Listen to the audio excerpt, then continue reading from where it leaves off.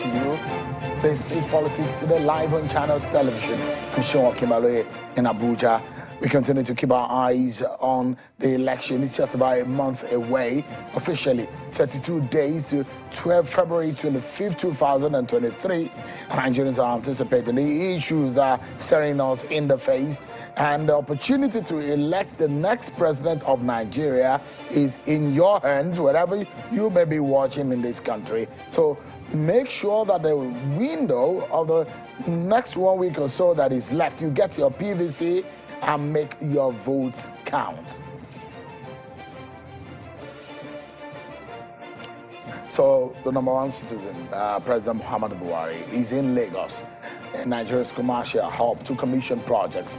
The projects to be commissioned by the president today on that two-day working visit include the Lekki Deep Sea Port, the Lagos Rice Mill in Imota, the 18.75 kilometers Eleko-Ekpe rigid pavement expressway in the 6-lane, which is a 6-lane expressway, and first phase of the Blue Light Rail from Maitu to Marina and John Randu Center for Yoruba Culture and History.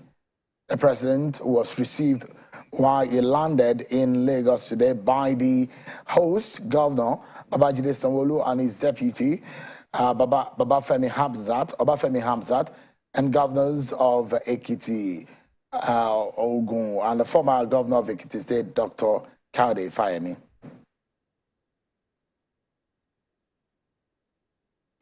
Tonight, we'll be getting reactions from the press conference held by the Atiku Okowa Presidential Campaign Organization yesterday. They're asking the NDLEA and the EFCC to arrest and prosecute Bola Tinubu, the APC presidential candidate. And the basis is that they're asking that Nigerians cannot make mistake.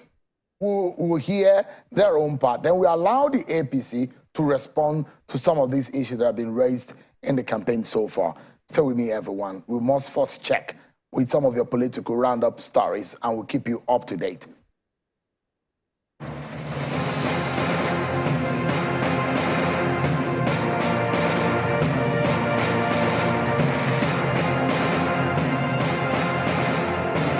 The presidential candidate of the new Nigeria People's Party, NNPP, Senator Robi Kwankwaso, is promising to accept the outcome of the forthcoming presidential elections, provided the Independent National Electoral Commission, INEC, conducts a free, fair, and credible election.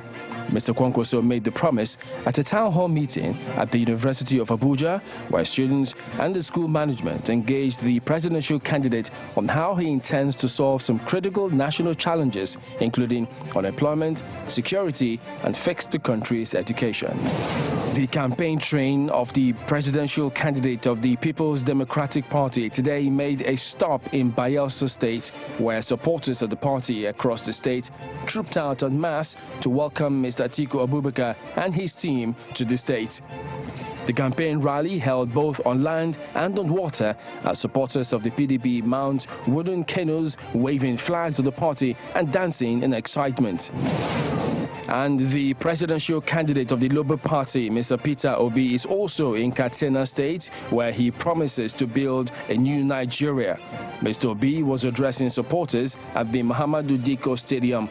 The Labour Party presidential candidate told his supporters that he will work to restore peace, fight poverty, and open all land borders in the country for the economic well-being of citizens. And the APC presidential candidate Bola Tinubu led his team to Bauchi State in the northwest region, where the President Muhammadu Buhari made an appearance. He was accompanied by some APC governors. The governorship candidate of the All Progressives Congress in Cross River State, Mr. Basio II, is calling on the supporters of the party across the northern senatorial district of the state to vote all candidates of the party in the coming election. He was speaking at a rally where hundreds of members of the opposition PDP defected to the APC. Mr. Otu appealed to the people to vote for him and his running mate, Mr. Peter Ode, as he promised to consolidate on all.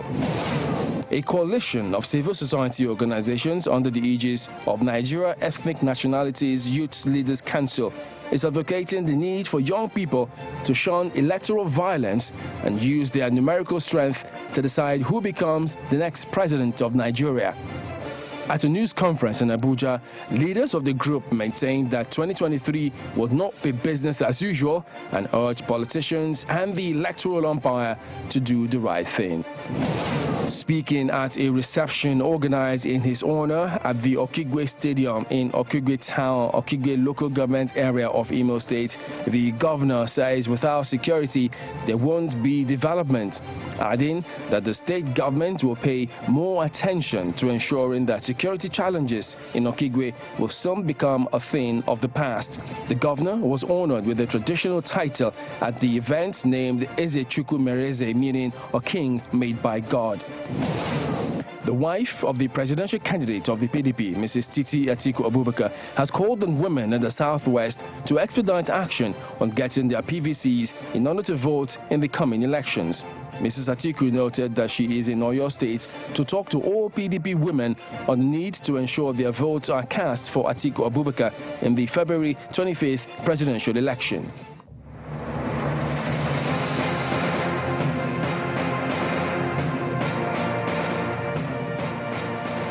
There you have it. You've been served with your political roundup stories. Let's get to it. There have been a series of back and forth between the All Progressives Congress APC's Presidential Campaign Council and that of the People's Democratic Party, the PDP. The latest controversy raised was yesterday when the Presidential Campaign Council of the PDP asked the National Drug Law Enforcement Agency, the NDLEA, and the Economic and Financial Crimes Commission, the SEC, to arrest and prosecute the presidential candidate of the APC, Bola Tinubu, in order to avoid worsening Nigeria's already bad situation. They're raising a lot of allegations going back to when Bola Tinubu was governor of Lagos State, and in fact the proceeds of the income of Lagos State and the taxation regime of Lagos State, the issue of alpha, beta, drug-related issues. Several allegations were the issues raised by the PDP Presidential Campaign Council as well. That press conference, like you saw, like you're seeing on your screen, was led by Mr. Dele Momodu, who is the Director of Public Affairs, and also addressed by Frank Shoaibu and Daniel Bwala, all of them speaking for the People's Democratic Party Presidential Campaign Council.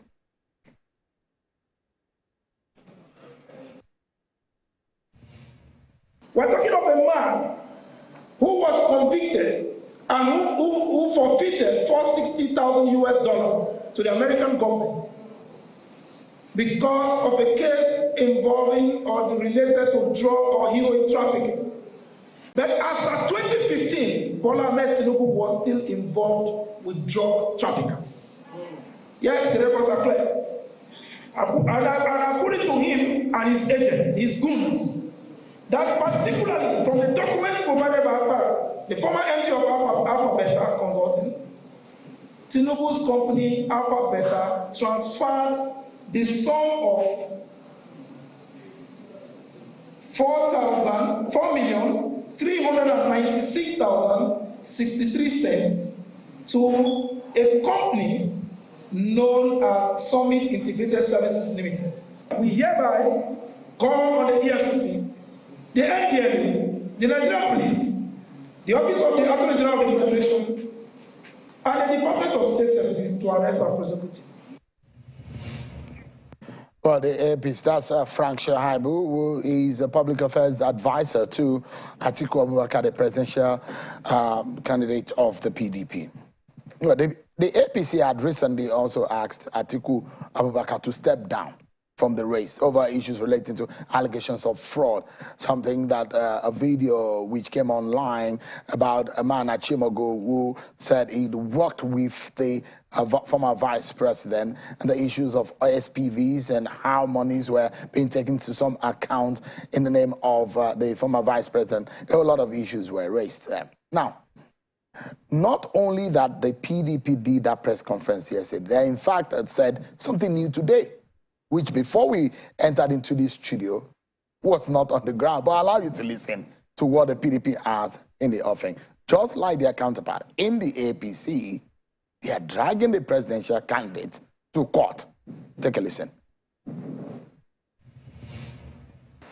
Having been so convicted and fined, and having acceded to the sentencing by way of forfeiture of $460,000, Asiwaju Tinubu remains a convict, and the consequential effect is that he cannot contest election at any level in Nigeria.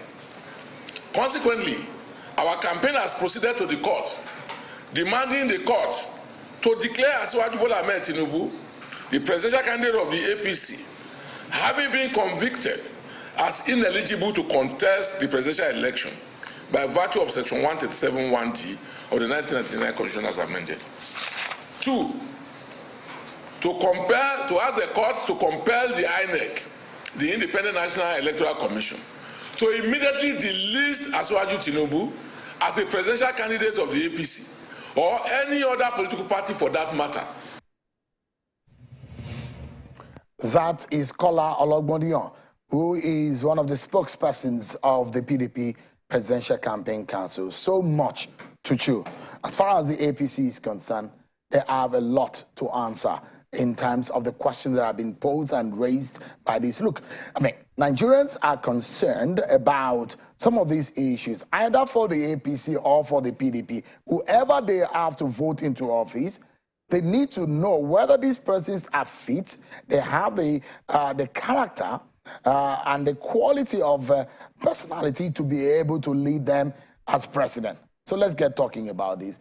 The APC tonight are the ones who need to answer some of these questions. And I'm being joined by the Director of Public Engagements and Special Operations for the Tinubu Shetima Presidential Campaign Council, Mr. Femi Fani-Kayode. Thank you so much, Chief Fani-Kayode, for coming tonight. Thank you very much. Thank you for having me. Thank you.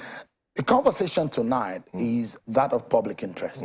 Whoever is on the ballot at the highest level is no longer a private citizen, is now a public citizen. In the sense that he's put himself out there. And there are questions that are being asked of your candidate. Now, how do you react first and foremost to some of these allegations raised by the PDP?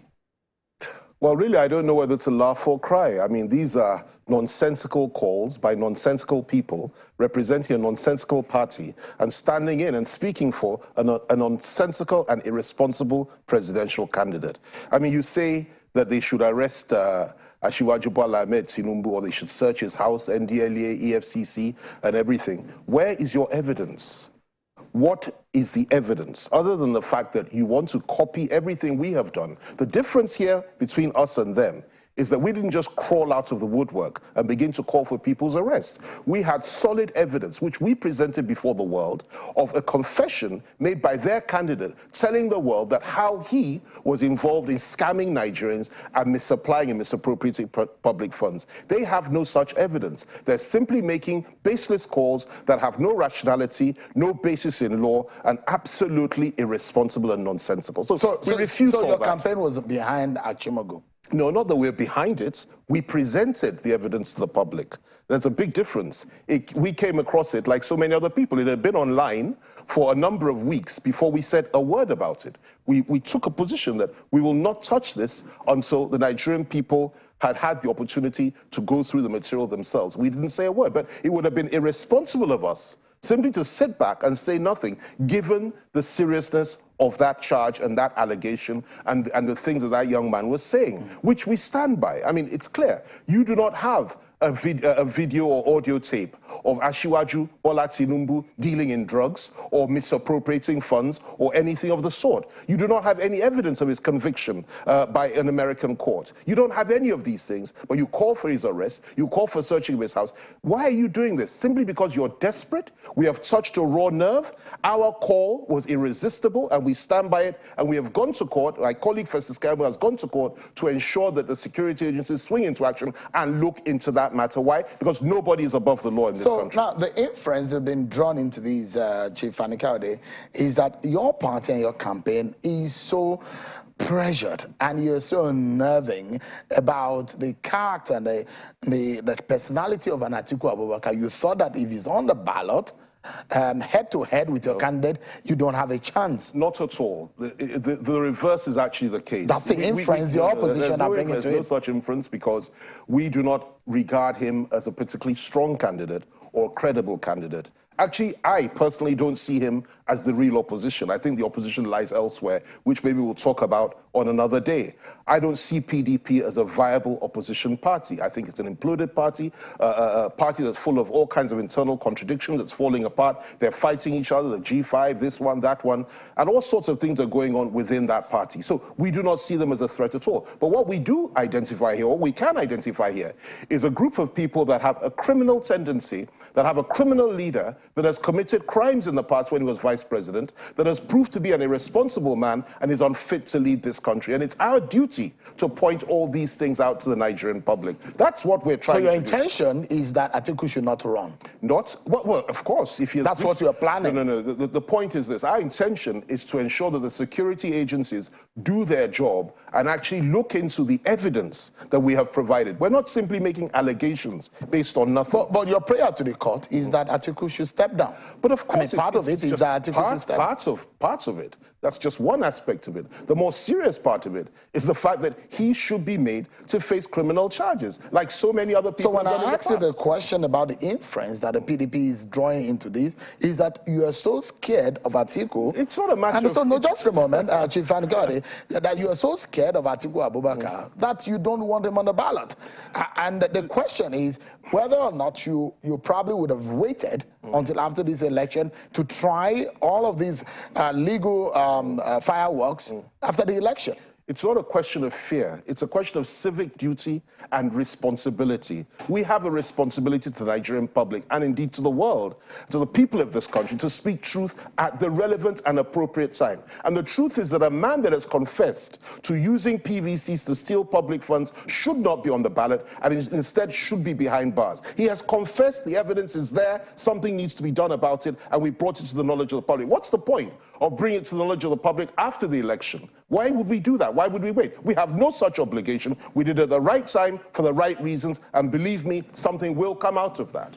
So, and I'd like to ask you, do you think somehow that you steer the on his nest by what you did in the first place, and perhaps you have brought this upon yourself, that perhaps what some people would call unnecessary distraction for your campaign? Well, let me put this to you. I do not believe for 1 minute that any hornet's nest has been stirred, except for the hornet's nest inside the house and the home and the party of Atiku Abubakar. That's where the hornet's nest lies. Everything else that they have alleged, including the asinine call that one of their spokesmen made that our candidate should be disqualified based on the grounds that he was convicted in America. This is a simple lie, a fallacious mendacity, complete falsehood. He was never convicted. The Americans themselves said that he was not indicted and neither was he convicted. Yet they keep bleating like little children about these things. There's no basis of reality in it. But going back to what you asked me, look, it's a very simple thing. For us, this is a civic duty. We need to be responsible. And it is our duty to expose Atiku for what he really is. And we will continue to do that. They have tried to respond by bringing all manner of insults, all manner of fake allegations, false allegations against us, without what? Without any credible evidence. If you have that kind of evidence, present it before the public. So let us see. Then we will consider what you're saying. Until then, stop throwing bricks where you have nothing inside them to carry weight. Do you have answers to some of the issues raised? There's an answer to everything. Dig into it? You can dig into anything. Let's get right into it. Sure. Now, and we're doing this exercise for the sake of Nigerians. Absolutely. The sake of the future of this country. Nothing to hide. Absolutely nothing to hide. At the end of the day, what matters is our country. Sure. I mean, no man is bigger than this country. So let's get to it. First and foremost is the allegation on the issue of Alpha Beta, the consulting company that involved in issues of taxation with Lagos state government, and how funds allegedly cross ends between that company, the ownership that had been questioned, and the relationship it has with Bola Ahmed Tinubu. What is the concrete and the cogent answer that your candidate or your principal has in that respect? The question is simple, and they need to answer this question. What is the relationship between Alpha Beta and Asiwaju Bola Ahmed Tinubu? He's not the owner of the company. He has no dealings with the company. The company came under his watch and it was contracted to do a job. It's done an excellent job in Lagos. It's worked in 6 other states of the Federation till today.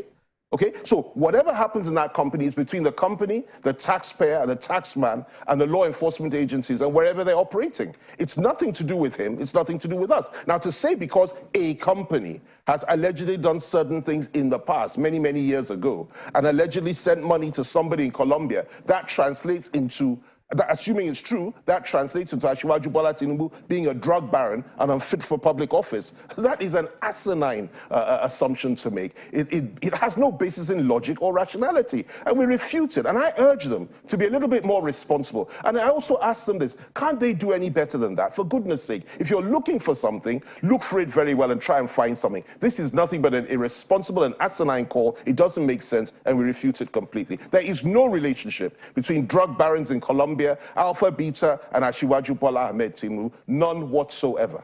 You know the man called Apara, the former MD of Alpha Beta? Well, I don't know him, but I've heard of him. But you are very familiar with the case? I'm familiar with the case that he brought up some time back, some years ago. Okay. And I was reliably informed the matter was settled out of court. A lot of allegations were made. The matter was settled out of court. The allegations were wiped away. And just yesterday, I believe it was yesterday or the day before, that same man that made those allegations, that had that case, pronounced to the whole world that he believes that Asiwaju Bola Ahmed Tinubu will be an excellent president. Are you privy to some of the issues that man presented to the public? The issue for me is this. I don't need to be privy to it. You know why? Because it's been wiped away. He himself has withdrawn those allegations. Just a moment. And I mean, thank goodness, just a moment, that you are a lawyer. Sure. That something was settled out of court doesn't mean there's not existence of an issue.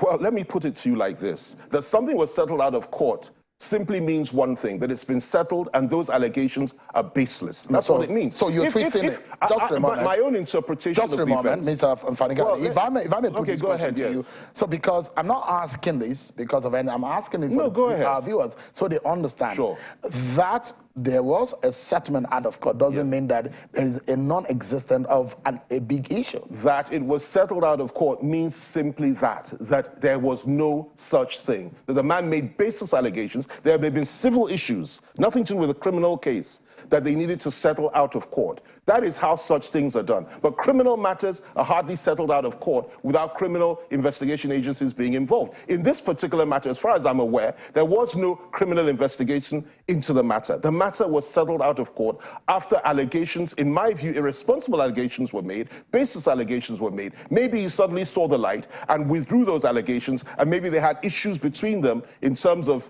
maybe the relationship between Lagos State at the time and Alpha Beta, which was settled out of court, as is normally the case when it comes to civil matters. That's how I read that. Now, let me put this to you. If there had been anything of the sort, I assure you that a man like, for example, Nuhu Ribadu, who was probably the best chairman that EFCC ever had, would come out with a kind of statement that he did recently, that Asiwaju is the most investigated politician in Nigeria, literally in the history of Nigeria over the last 30 years. But Atiku's people will tell you that Atiku was the most investigated. Well, you know, they say things that are, like I told you earlier, nonsensical. Atiku has not been formally investigated over a case in which evidence was provided by a whistleblower and presented before the whole world. You were in that government. Listen to me. You were in that same government. Yes, I was. And now, I don't know how this comes to you. You work closely with former President Obasanjo. I certainly did. And some of the issues raised by the man, Michael Achimogo, are big indictment in a sense. I mean, until these things are settled, it will still remain in the realm of allegations that there were SPVs. There are funds based on the voice that, of course, the PDP had denied that voice was that of Atiku Abubakar. Do you have an inclination of that regime of what the guy was raising as the issue of the SPVs? Well, let me just tell you this. You know, the simple fact of the matter is this, that his voice was heard on an audio tape. He says it's not his voice. The appropriate place to say that it's not your voice is to the EFCC or to the DSS or whoever is investigating the matter, not to the public. Go and prove that that's not your voice. It's not good enough to say, oh, it sounds like me, but it's not me. Present your defense. Let the matter be investigated. And let me tell you this, he's not above the law. Nobody's above the law. Many of us have been investigated in the past. Some of us have even faced criminal prosecutions in the past. There's nothing to fear if you've done nothing wrong. So why is he so scared of that? Now, going to Obasanjo, and you claim that it's indictment. Well, I didn't hear Obasanjo's voice on an audio tape accepting what Atiku has said. All I heard was Atiku making allegations, mentioning Obasanjo's name, and mentioning the name of other people. They will also be in a position to defend themselves, but I'm not going to pronounce them guilty until I hear from them. But let me make this point. Because I wanted us to run. There are a few issues that PDP but Atiku has made a public confession of a criminal act in the past. The whole world has heard it. The only defense has it's not my voice, and I'm saying present your defense before the courts and stop running away from criminal prosecution. Now, before I settle on that matter and move quickly, and I'd like you to touch on it. Do you settle out of court with someone you don't have a relationship with? Well, it depends on if it's a criminal matter. Well, you're referring to the other one. You're referring to the matter between Apara and Bola Tinubu. Do you settle out of court with someone you don't have a relationship with? Well, I really don't know. I need to look at the circumstances of each particular case. That's what I was asking. I think that you can. You know why? Yeah. You know why? Because if, for example, I make an allegation against you, for example, that you wear, women's underwear publicly, and you're upset about which I don't, which you certainly don't. No, just to clarify. Yeah, of course you don't. Go ahead, please. I know that. We know that. So, but just as an example, and you say, well, look, that's a very, very unfair categorization. Like you've just said, I do not wear women's underwear, okay? And then we decide to have a discussion around the corner and say, look, I'm so sorry I said that. That's the impression. I say, well, look, I forgive you, and you're not going to, you may not sue me, you may not do anything because we've had a discussion about it. I don't know the nature of that. So it validates the fact that you and I have a relationship. It does not. It just means it's the fact that you and I are sat here what it means and you're making those allegations because of the contact we've had. So the question they are asking, the PDP is asking where your party and your campaign need to explain to Nigerians is that there is actually a clean situation of your candidate in his public life that doesn't link him to any public funds. It does not mean that there is any kind of relationship between people that settle out of court. If an allegation is made and it's a baseless allegation, I make the allegation. It doesn't mean I have a relationship with you. It just simply means I want to malign you, or I simply want to say something that's not true. Now, it's for you to now do what you want to do about it. Either if I come round to you and say, look, I'm sorry I said that, I was wrong, I shouldn't have said it. It's okay, fine, let's settle this matter out of court. There is no relationship between you and I. It simply means that the matter was settled out of court. Now, let me tell you this, I go back to it. If there had been anything of the sort, believe me, by now, Tinubu would have been behind bars. So there is another big one. In fact, they tag your candidate a drug baron. That is what they call your candidate. That's what the opposition is calling. How do you defend, or what do you say to respond to them, or explain to Nigerians? If you look at it, the monies they said exchange hands are being transferred to the Americans and linked to your candidate. What is the explanation? Listen to me very carefully. They are saying these things because they're seeing it in their delusions and in their nightmares and in their dreams. These are false allegations with no basis whatsoever. There is no link. There is no drug baron character to a man like Ashiwaju. Nothing of the sort. I challenge them to provide the evidence. I can say anything I like about anybody. It does not mean to say that it's true. I need to be able to provide the evidence. I could say all sorts of things about Atiku on this program with evidence. You spoke about something earlier. You said that how does it impact on the Obasanjo regime that I served that regime, that Atiku was being accused or had made a confession about stealing public funds in that way. Of course it impacted on it, but let me tell you the difference here. At that time, when we were in that government, some of us stood up to Atiku and exposed him for what he was, to the extent that I personally asked him to leave cabinet meetings on 2 occasions for his treachery, for his backstabbing, for his wickedness, and for his evil against the government. I also accused him of corruption during the term, whilst he was in his 2nd term, openly and to his face. We knew the sort of things he was doing. The problem, though, is that we didn't have the necessary evidence. And various governments after that, if they had had that particular audio tape that we all heard recently, I assure you, Atiku would not have been seen as somebody that's fit to run for a public office again. So we have the evidence. I asked the PDP the last time I was having the conversation, yes, and I said, would they subject, or will their candidate be willing to subject himself to investigation? Yes. And I ask you also that to show that your candidate is clean and sparkling clean for the office that he's running for, would he be willing to subject himself to the process? Let me tell you this. Nobody, one, is above the law. And nobody is scared of criminal investigation or criminal prosecution where you feel you've done nothing wrong. Only a crook is scared of such things. And Asiwaju is not a crook. He would not in any way be intimidated by any investigation. You know why? There is no evidence. Now, in their case, they are running back and forth like headless chickens simply because the evidence has been provided. We're not making empty boasts. We're not making, baseless allegations. We've presented the evidence before the entire world. Now, I say to you, Shehu, or I ask you this question, if it had been any other country in the world where you have audio evidence, direct evidence of a man confessing to stealing public funds and telling his partner, or whatever that gentleman is to him, or whatever he is to whatever relationship they have, on audio tape, on the telephone, that this is how we did this. We did it by pretending to do this. We siphoned public funds. He confessed everything, and it's there. There is no country in the world that matter would have been ignored apart from here in Nigeria. And what makes me angry, and makes people like my colleague Festus Kayamo angry, is this. Why is that so? Is it that Atiku is above the law? If it had been Asiwaju that you had that audio tape on, you know what would have happened by now. If it had been Peter Obi, you know what would have happened by now. What's the difference between us and them, for goodness sake? And that is the source of our angst about this matter. Yeah, let's wrap up, because we're done with this phase of the program. Yeah. But I'd like you to say something to Nigerians tonight. We're going into the election, and a lot of them are trying to make their decisions. Just in about 30 or 40 seconds to wrap up. And this is what the PDP said. They refer to your candidate as a con man. And they said, we are currently at a crossroad, and the wrong decision could spare doom for this great nation. See what they said. They went further to say, it is no longer news that Asiwaju Bola Tinubu, the presidential candidate of the ruling APC, has direct ties to drug lords and was used as a conduit pipe to launder their funds.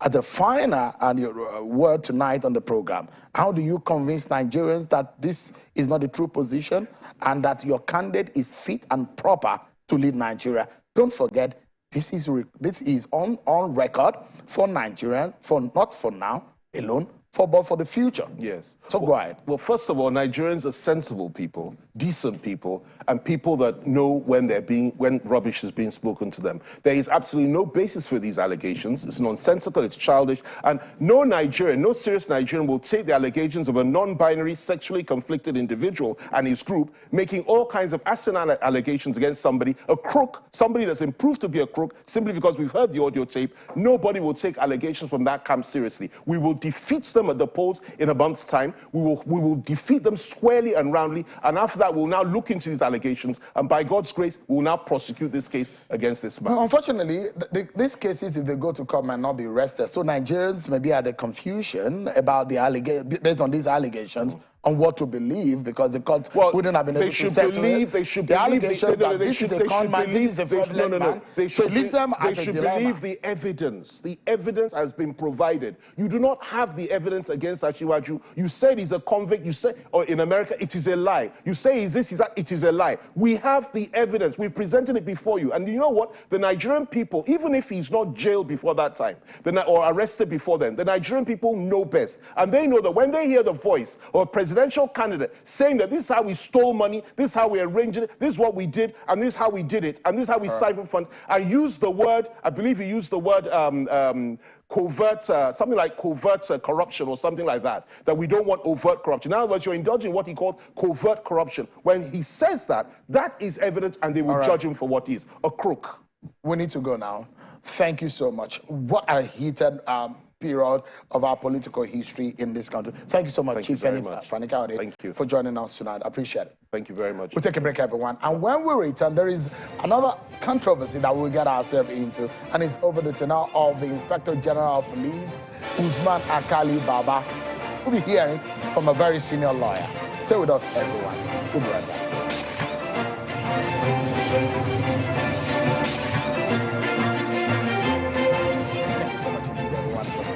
on the program. Let's get straight to our next conversation. It's about the Inspector General of Police, Usman Alkali Baba. Well, it will be 60 years on the 1st of March and would have attained the 35 years of service on the 15th of March also, that same month, and which means that he's expected to retire, isn't it? That is perhaps a general way to look at things, but things became a bit technical and a bit not direct again when there were inferences to what the police affairs minister said, whether or not there will be an extension. But there was a statement by that police affairs minister. But it looks to me that what was said at the villa may have been misconstrued or maybe not properly understood, which means that maybe it will stay in office further than that March, which a lot of people think he should naturally retire. So the police affairs minister had to issue a statement to debunk what he said at the presidential villa over the possibility of a tenure extension for the most senior police officer, Usman Alkali Baba. Let's get some legal perspectives to this, because this is largely a legal matter, and it falls within the executive powers of the president. Does the president have the power to extend the tenure, which has not really happened, because until March, is he within his powers to, or few days before then, still have the power to be in office? I'm being joined tonight by a former Attorney General of Jigawa State and a senior lawyer, senior advocate of Nigeria, Mr. Sani Garungabas. Thank you so much indeed for coming tonight. Thank you for having me. I appreciate it. Thank you. Can the IG stay further in office? The inclination is whether or not he's due for retirement. Well, thank you for having me. Let me say that the Office of the Inspector General of Police, by virtue of Section 7 of the Police Act, which provides for appointment, qualification, removal, and tenure of the Inspector General of Police. Subsection 1 provides for the appointment by the President, and subsection 2 goes ahead to say the qualifications. Now, particularly what is important in this regard is subsection 6 of that act, the Police Act, which says once a person is appointed as Inspector General of Police, he shall serve for 4 years. So that is where we are now. He has been appointed and he has not served 4 years. So let's look at it. Statutorily, a civil servant has the time statutorily when they can be in office. And this is backed by the Constitution, isn't it? Well, you are saying it. I'm asking you, you are the lawyer here. Well, I know of the provision of Section 18. But what does the Constitution say about number of years that a civil servant can be in office or can serve? Just like you said, 35 years of service or 60 years, whichever comes first. So the man in question, the IG, would have attained that status either by age or by a number of years in office by March this year. Yes, I can. Yeah. So by the position of the law and the bodies of our laws, which is more senior or which takes preeminence? Well, you see, my understanding is that this is a specific provision. But it's a statute. It is. And it is a federal law. It is also constitution, because it is a law that is enacted by the National Assembly. A statute, but not a constitution. Well, it is a constitution. Once any law that is made by the National Assembly is part of the Constitution, becomes part of the Constitution. But it's subservient in some way. It's lower in stature, and it cannot conflict with the Constitution. It cannot. I agree with you. So if the Constitution, which is the ground norm, the father and the grandfather of all laws, says retire at 60 or at the age of 35 years of service, and a lower law says you can do 4 years of office, is that not a contradiction? If there is a law, like you said, in the Constitution, which says you do that, it is contradictory, and therefore the Constitution takes precedence. But who is supposed to take decision on that? It's not me and you. But does it give the president the power to allow anyone to stay beyond the statutory number of years, either of age or of service, in furthering service? No. But let me explain. Okay, so the reason why I'm asking that question is it's seen under the law as ultra vires. If anything that is against the Constitution. Seen under the law as ultra vires by who? By the Constitution itself. That says that anything that is in contradiction against the Constitution does not stand. It's null and void, I agree with you. Yeah. But which provision of the Constitution are you referring to? Where does the Police Act get its powers from? Of course, the Constitution. So that's the question I'm asking. For those who think that the IG is supposed to go in March, are they wrong? Well, they are wrong in view of the provision of Section 7, subsection 6 of the Police Act. And let me read it out. That portion states, so that for the benefit of our viewers, so yes, they can get a sense of. You can start from subsection 1. That section provides that a person appointed as Inspector General of Police shall hold office for 4 years. Yes. But Section 18, subsection 8 of that same law provides that every police officer shall serve in the police force for a period of 35 years and until he attains the age of 60 years, whichever is earlier. Yes. So what is your question? My question is that, is there a contradiction in that law? I do not think there is, because my view is that this is a specific provision. Section 7 is a specific provision regarding the Inspector General of Police. Section 18 relates to all policemen. To every law there is an exception. Probably the lawmakers want to be different with regards to the Inspector General of Police. But be that as it may, my view has always been this, that even assuming without conceding that there is a contradiction, the only way to resolve this contradiction is for the courts to intervene. So if anybody believes that there is a contradiction in this between Section 7 and Section 18 in total, they should go to court. That is my opinion. It's not for me, you, or civil society organizations, or anybody to take a decision that this is null and void, this is ultra-virus, and so on and so forth. Does the employer of the police officer, which is perhaps, I think, the Police Service Commission, do they have a say in this matter? I don't think it will be proper for anybody, including the president, to intervene in this, because the president has done what he can do. The only way he could perhaps remove the Inspector General of Police is to go back to the provisions of Section 7, subsections 3 and 4. And there are conditions. There are predecessors prior to Usman Al-Khali Baba who didn't serve 4 years in office, and a long list of them. I'm not sure Solomon Arase served through 4 years. So are you saying that the president... You mentioned who and who? I said there are a long list of IG of police. In fact, my guest the other day was mentioning that there was a time in this country that in 10 years we had 10 Inspector General of Police. Yes. Now it tells you how much of change that has come. A lot of them will get into the office and they just have about a year left in service. Which year was that? Sir? Which year was that? This was, I think it dovetailed between when Obasanjo was in office. Now, the question I'm pushing, I'm trying to get an answer from you is, are you saying that the president cannot remove the IG of police right now? He can only do that according to law. And what does the law say in terms of section removal? I can read section. Please go ahead, sir. Good. Sorry.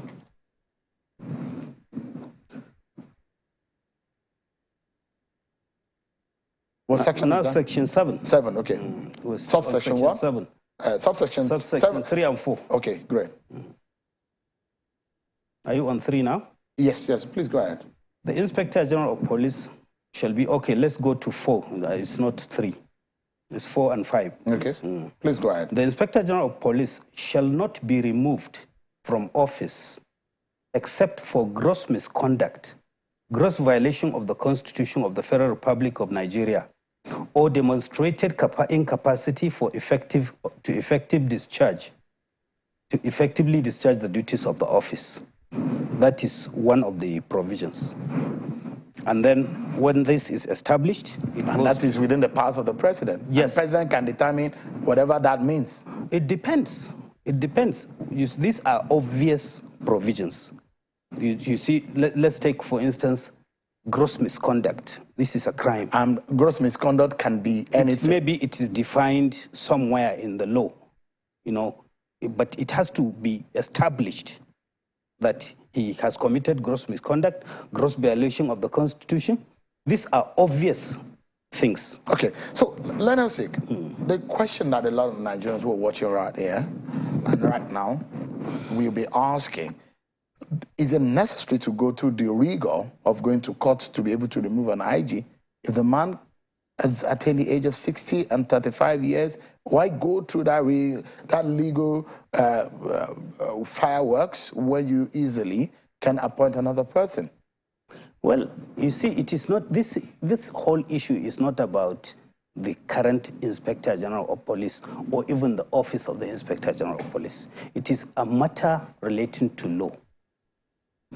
What does the law say? And you allude that the law has contradiction within it, but that Section 7 and Section 8 have contradicted each other. How do you resolve that? If you are to advise as a senior lawyer, because we are out of time. Let me correct something before I forget. Yeah. I didn't say that he cannot be removed except by the court. I didn't say so. I insisted that the president can remove him on the condition as provided by section 7, 4, sub 4 and 7, 5. 3 and Yes. 4 and 5. So yeah. Continue. So the final question for you tonight, Leonard Sik, if you are to advise the president on this matter, which in your view you think that is naughty and is a bit controversial, what would you be saying to the president? And I assume that the president is watching right now. Well, I will ask him to put the question to the court. There are so many ways to do that, and the court will give a decision. I don't think any individual can tell you with any precision that this is the way out. There are people who believe that it is illegal. Yeah. There are people who also believe that he is there legally. So you think because that it's not the president that determines the tenure of the Inspector General of Police. Yeah. It's the Police Act. So you think that Usman Alkali Baba should serve out 4 years? I think he has been appointed for 4 years. And he should serve it out? It doesn't matter whether he should. That's your position? Yes. Well, we've had someone who think otherwise. But thank you so much for coming tonight. Mr. Sani Garungabas, former Attorney General of Jigawa State and the Senior Advocate of Nigeria. Thank you so much. Thank you. My pleasure. Well, that's our show for tonight, everyone. Many thanks for watching. I'm Sean Kimari. I'll see you tomorrow at 7 p.m. God bless Nigeria.